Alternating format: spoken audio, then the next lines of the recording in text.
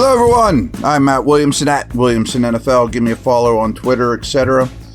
And I'm recording this before all the games kick off Sunday at 1, so it's about noon here.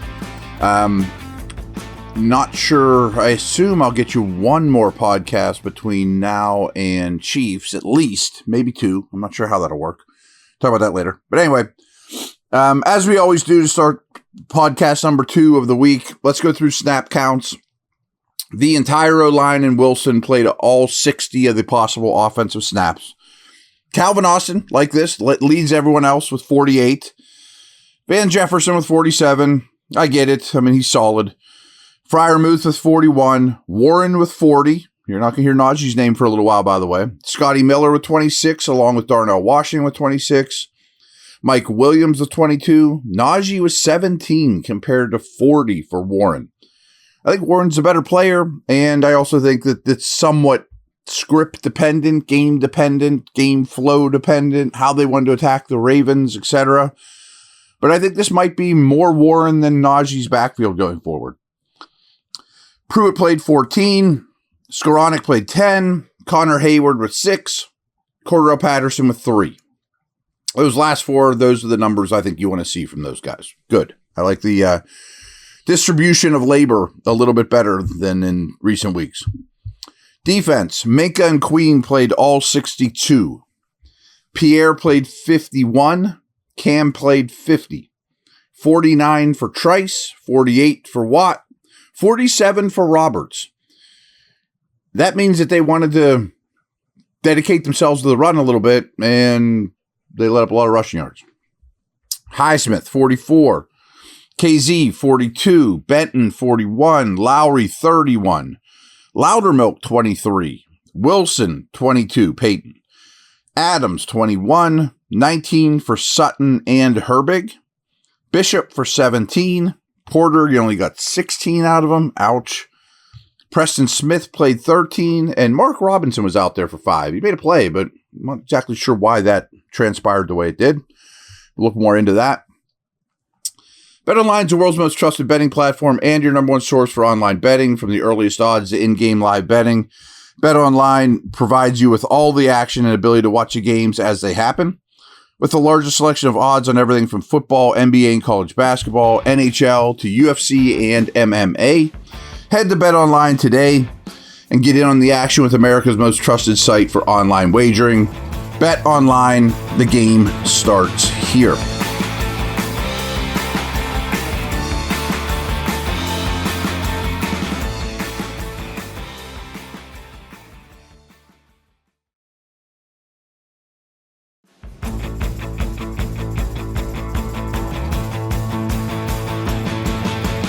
All right, I get some observations of both sides of the ball, of course. Let's start when Baltimore had the ball. And hey, it's a Christmas season. Let's do some positive stuff here first. I thought Highsmith was awesome on this game. If you rewatch it, he wins consistently. Really, really good game by Highsmith. Minka also was fantastic. Maybe the best game he's played in a long time, not just because of the interception, but I dug up these numbers from Next Gen Stats. That Minka did not allow reception on 3 targets in coverage while generating 2 pass defense and intercepting a pass. 3 targets, he had 2 pass defenses and a pick. The Ravens lost 9.5 EPA when targeting Fitzpatrick, the fewest he has allowed in a game in his career.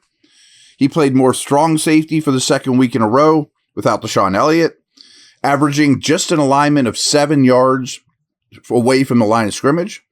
Prior to week 15, Fitzpatrick's closest average depth to the line of scrimmage was 10.8 yards. Fitzpatrick has aligned in the box on 33 snaps and in the slot on 37 snaps over the last 2 games, after having just 37 snaps in the box and 38 in the slot in weeks 1 through 14.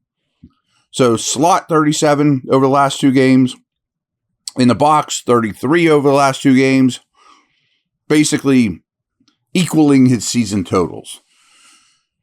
Might have to think, what do you do with him with Elliott? You know, I mean, that's something I'm definitely going to be thinking about going forward. Playoffs, Kelsey, see what I'm saying here? Trice got picked on. think we knew that. Not a huge shock. Elliott was really missed in this game. Certainly from, in all facets, really. Like, we just talked about Minkah, but if you could mix and match those things, as I was kind of referencing going forward, plus he's a really good communicator, plus he's a really good run-fit player, smart, good versus tight ends, middle of the field. So I thought Elliott was a huge loss in this game. That's easy to overlook, but huge. Back to Minkah safety stuff here. They played a single high shell on 83% of the plays in Week 16, the second highest rate by any defense in a game this season. Also, after also establishing a top 5 mark in this category in Week 11 against the Raiders. So obviously, Ravens, I'm sorry. Obviously, one of the things they're going to do against the Ravens is play a ton of single high. They utilized a man blitz on 56% of Ravens dropbacks, the highest rate any team has sent man blitzes in a game this entire season. And it didn't work, really. Jackson has killed the blitz all year. I thought the Steelers would not blitz him at all, and they took the totally different approach, 56%. And I'm sure there probably were some instances where they blitzed and got run and got too far upfield, see what I'm saying? Jackson faced the second highest blitz rate of his career, but was efficient on those dropbacks. He was 11 of 16 for 163, a touchdown, and his only interception. He also fared well against the single high shells, completing 14 of his 18 attempts for 193 yards and 2 touchdowns. Ton of single high, ton of blitz, didn't really faze him. This is worrisome.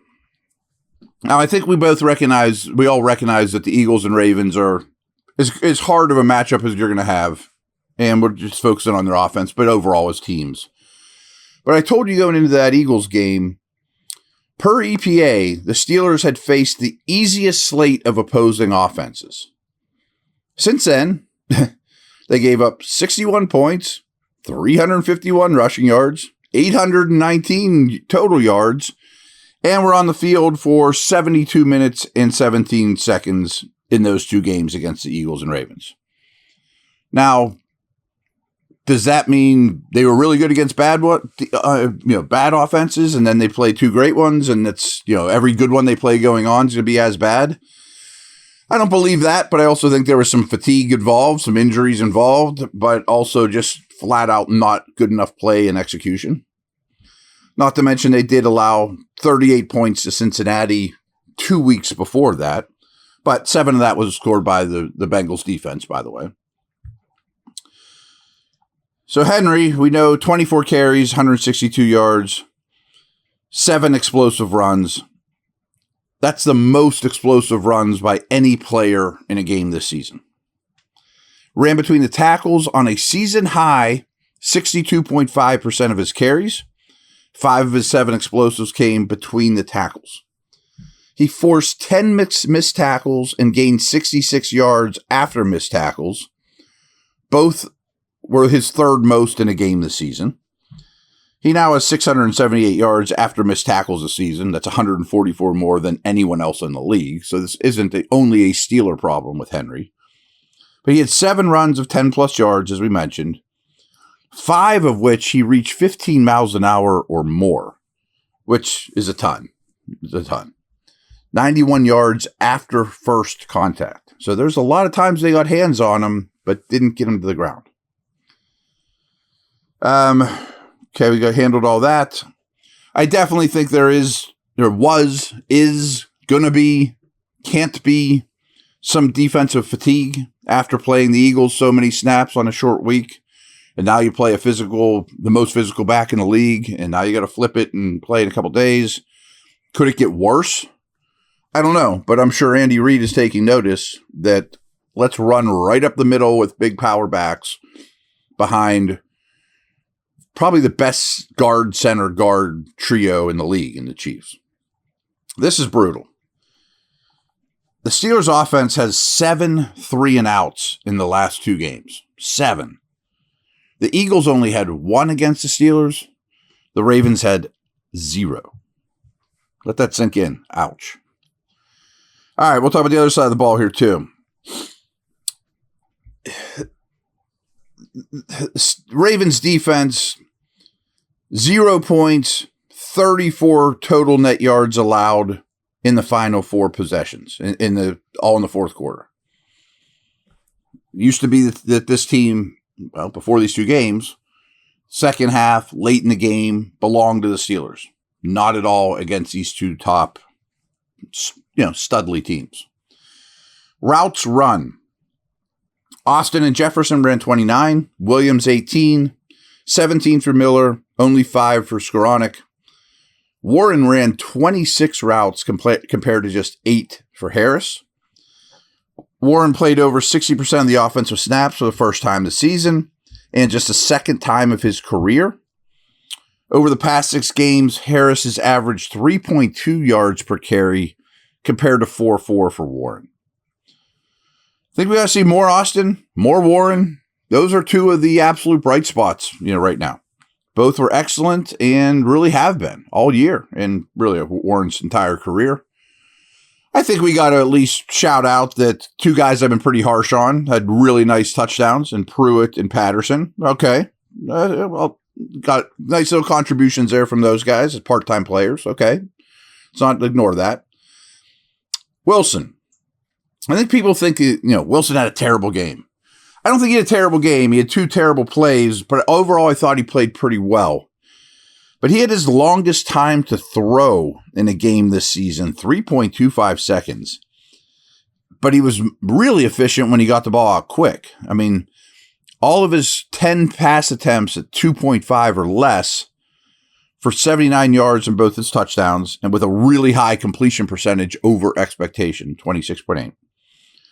Wilson was more decisive against single high coverages, averaging 2.7 seconds of time to throw against single high compared to 4.12 against split safeties. Something to be said for that. I mean, also that means that there's different amount of people near the line of scrimmage, of course. The Steelers this is also something that I think we should get excited about. They were way more successful on first downs in this game. 6.4 yards per first down. How about that? That is very un-Steeler-like in a good way. First downs, he threw the ball 11 times, was 8 of 11 for 118 yards and a touchdown on first down. But he was sacked twice on first down. But still, the team averaged 6.4 yards on first downs. That's what I've been begging for. We know Boz kicked one out of bounds. Not great. Oh, well. But another great game by Waitman. Let's at least acknowledge that. He's been really, really good. And a couple little things here to finish this up. Average plays per drive. All these are going to favor the Ravens. 7.1 versus 5.9. Average yards per drive, 39.9 compared to 26.3. Average points per drive, 2.5 compared to 1.4. Red zone possessions, 5 against 2. Red zone plays, 14 for the Ravens. Only 4 red zone plays for the Steelers. Tackles for loss. Ravens had 5. I thought they would have had more when I looked at it, but 2 by Badabuke. Steelers only had 3. Something I'm looking at more and more is tackles for loss, differential type of thing here. These are just things I cut and pasted from Pro Football Focus. Their player of the game was Zay Flowers. He hauled in 6 of his 9 targets for a game high 103 yards and 5 first downs. He was targeted on 37.5% of his routes and averaging a very, very impressive 4.29 yards per route run. He excelled on downfield targets, catching all 4 passes thrown 10 or more yards downfield for 91 yards. Yeah, he was a problem. And they also do their highest graded players. Kyle Hamilton was 1. I think he's an awesome football player. Flowers was 2, and Lamar was 3. I bet Minko had to be pretty darn close too. But again, take the PFF grades with a grain of salt. But I thought I'd throw it out there. This doesn't concern you all that much, but it does just kind of put things into perspective. I told you I'm recording this before the 1 o'clock kickoffs on Sunday. My Monday is maybe the craziest day that I've ever had in this business. I'm going to be recording. This happens actually several times throughout the course of the day. I'm going to record a Steeler preview show like an hour before I record a Steeler review show. I mean, it's just craziness. I mean, it's just, and obviously my life is nothing like the coaches or the players, 1/10, but it just puts it into perspective, all the things you have to cram into the day. You know, like I'm going from one show to the next, to the next, to the next all day. I'm like, I'm not sure what I'm going to eat. I'm not sure what I'm, you know, any of those things. You know, you grab a bar and eat it on the road or something, you know, that type of thing. But I'm going to do equal amount of preview shows as I am review shows on Monday. Kind of nuts, but that's where we're at. All right. Hope this thing gets turned around, but please put in perspective, these are two of the absolute best teams in the league. And I, again, think there's a chance that the Eagles and Ravens meet in the Super Bowl. I'm really starting to lean that way, but let's watch these games today. All right. Take care.